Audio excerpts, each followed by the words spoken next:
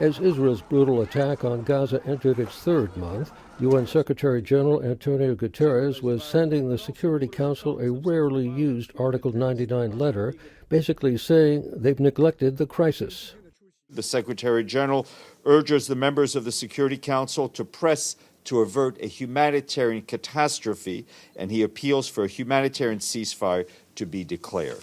2023 has seen the continued limitations of UN diplomacy as a surge of military coups swept across Africa, fighting escalated in Ukraine, and most recently Israel's bombardment of Gaza.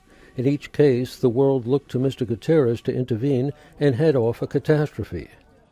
Antonio Guterres has not been a lucky man. He spent most of his first term cohabiting with the Trump administration. And he spent his second term dealing with Russia's aggression against Ukraine, horrible crises in Africa, including the collapse of Sudan, and now the situation in Gaza. Antonio Guterres serves at the pleasure of the Security Council, and the General Assembly appointed him. But lately he has come under more scrutiny because of the Middle East crisis, with Israel's UN envoy calling for his resignation. In the last 2 days, the Secretary General engaged in a series of calls to 7 foreign ministers, including U.S. Secretary of State Anthony Blinken, to shore up support for a permanent ceasefire.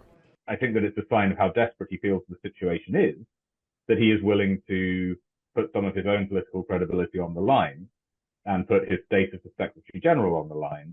You can expect the Secretary General to be at work tomorrow and until the end of his mandate. Antonio Guterres was re-elected to a second 5-year term in 2021, and right now it's an unenviable position for the leading diplomat and the world to be in. Frank Ucciardo, TRT World, the United Nations.